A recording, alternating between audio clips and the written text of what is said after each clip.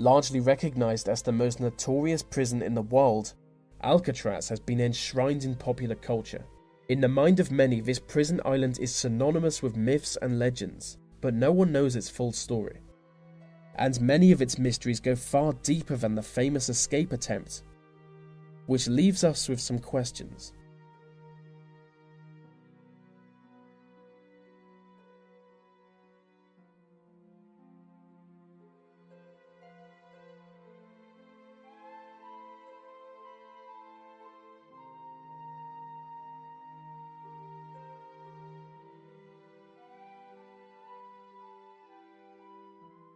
Our first legend comes from various native cultures in the area. Alcatraz was not always a prison island. It became a federal prison in 1934. It had previously been used as a military prison from the American Civil War up until then. Alcatraz was first documented by Europeans in 1775, but Native Americans had known about the island for a long time before that. Many native tribes believed the island was occupied by a group of humanoid creatures covered in feathers. They would avoid venturing to the island for fear that the creatures would steal their souls. The creatures were said to have only had one arm, their right arm, and in the place of their left arm was a large wing.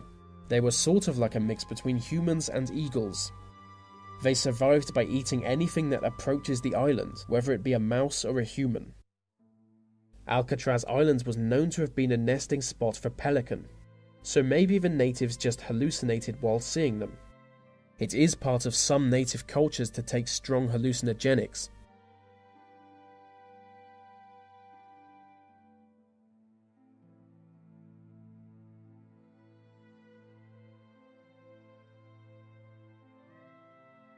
The next legend is that the local police force set fire to the building. The prison was closed in 1963, and in 1969 it was taken over by a group of 79 Native Americans. It was basically a publicity stunt to gain more attention for Native issues. State officials were unable to remove the group as public opinion seemed to be in favor of their cause. They stayed there for 19 months before a huge fire broke out. It destroyed part of the building, which turned public opinion against the group. They were then evicted by authorities. The natives claim the fire was started by a group of white people who landed on the island that night. The legend is that the police needed an excuse to evict the group, so they started the fire in secret.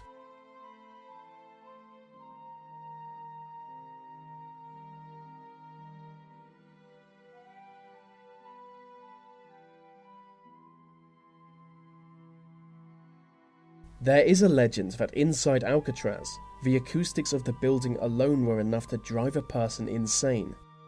In the early years of being a federal prison, a policy of silence was strictly enforced. No noise would be tolerated, and if you're wondering how they were allowed to do that, it was in the 1930s. Inmates begged the guards to end the silence, declaring it to be the worst kind of torture. But they were ignored. In 1937, a prisoner named Ruth Percival, who was permitted to work with tools, attempted to cut off his own hands with a hatchet. He managed to remove the fingers from one hand. It was never proven that this behavior was caused by the silence.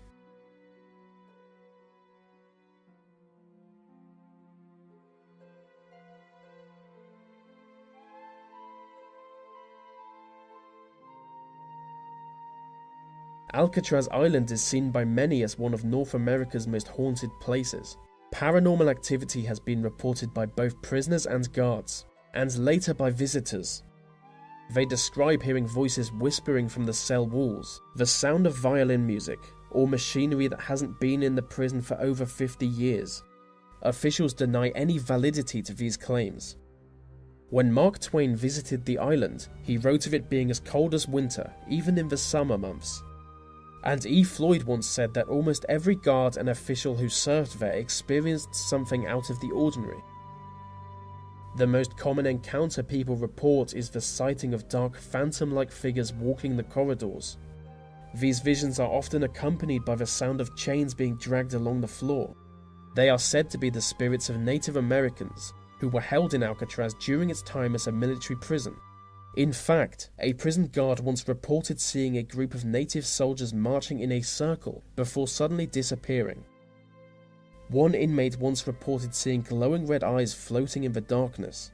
The following morning he was found dead in his cell, with unrecognizable marks around his neck.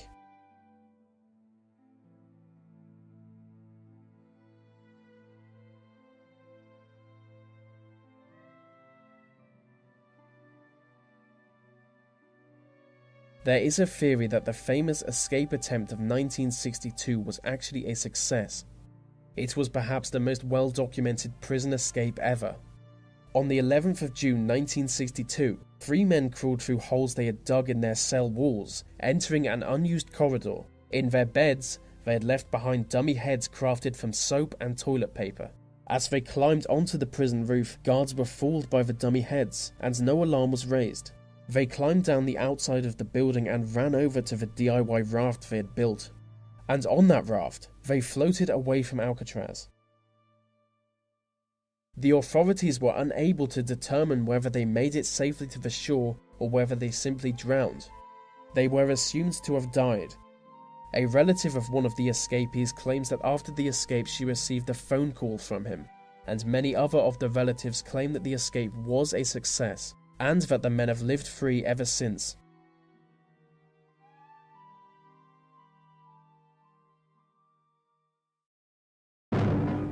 The spoon proves mightier than the bars at supposedly escape-proof Alcatraz prison. 3 bank robbers serving long terms scratched their way through grills covering an air vent, climbed a drainage pipe, and disappeared from the forbidding rock in San Francisco Bay. It appears to be the first successful escape in the history of the maximum security prison, and the flight is attributed by Warden Olin Blackwell to the deteriorating condition of the prison, crumbling concrete and eroding metals, with $5 million needed for repairs. The men the walls couldn't hold are Frank Morris and John and Clarence Anglin. Authorities believe that Morris, who has a superior IQ, masterminded the escape. Ironically, the wanted posters offer only the nominal reward of $50 each for information leading to the arrest of the prisoners. They painstakingly fashioned dummies of plaster with hair of paintbrush bristles to stand in for them during cell check, while they covered an escape hole with a cardboard grill. All of this was within easy visual range of the guards in the gun galleries. They climbed drain pipes to the top of the cell block and then slid down vents to the ground. Again, all of this within sight of guards. The escape triggered the greatest manhunt in San Francisco's history, as agents of the FBI, Coast Guardsmen, Highway Patrol, sheriff's deputies, and local police join in the search. Whatever their fate, the 3 convicts have apparently accomplished a feat that many have tried with no success.